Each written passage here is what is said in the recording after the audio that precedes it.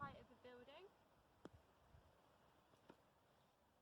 Some measuring tape, which I will be using to measure the size of structural defects to a building, such as cracks. And a measuring wheel, which I set to 0 before starting. And as I will be assessing the structural defects to this building, I'll start at a particular reference point, so this is the northeast corner of the building. And as I assess the structural defects, I'll mark at what perimeter the defects occur at. So if I start off, obviously at the first chainage, so chainage 0 meters, we've got rotting woodwork, and then as we move across, we look for more structural defects, so chainage 1.4 meters. We've obviously got missing framework for the window, so I'll record this on my clipboard and paper. But also we've got deteriorating paintwork for the window too, so I'll record that. We've also got significant vegetation growth along the footway of the building.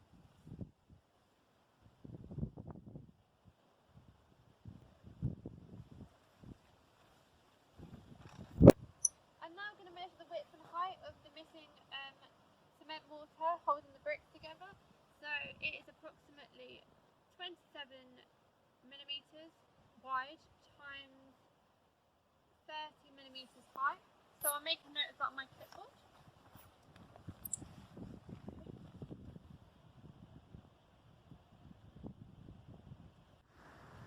To measure the height of a building, I use the Leica Disto.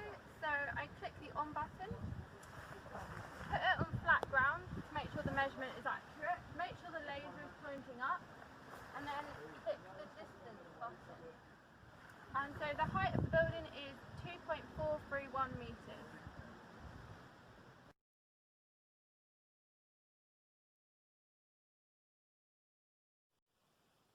I have currently been doing my job for 2 years. During my first year, I was involved with the handover stage of a sewage treatment works project. My main role included contacting on-site engineers for as-built information. I then marked up this information on drawings and sent it to CAD technicians to amend the drawings.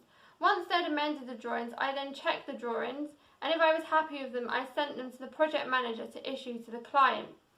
This was such a big role that I was given at such an early stage in my career, and I was really surprised that I was given so much responsibility, but I really enjoyed it. During my second year, I've been out on site undertaking principal inspections to highway structures such as gantries, subways, retaining walls, carriageways and bridges. The reason why I undertake these inspections are to assess the condition of the structures and to report if any remedial works are required in order for them to be in fully working order. Defects which I look for include cracking, leachate stains, moss growth and graffiti. Sometimes if a defect is so severe, a bridge or carriageway may need to be shut until repairs have taken place. Last week I was fortunate enough to be up on a mobile elevating work platform to assess the condition of a footbridge over a carriageway. I found it fascinating how we use this piece of machinery in order to access areas of a footbridge which we may have struggled to access in another way.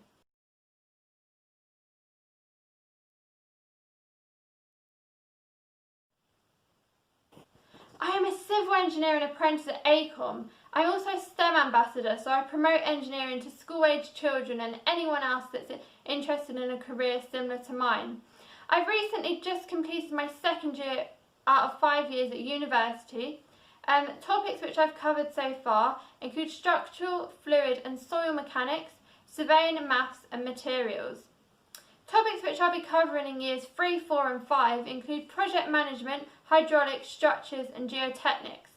I really enjoy being an apprentice and benefiting from the on-the-job training which I get whilst working at AECOM, but also the off-the-job training which I get whilst I'm at university. As I'm able to apply what I'm learning at university to my day job, and vice versa, being able to apply my work experience from my day job to practical examples of university topics.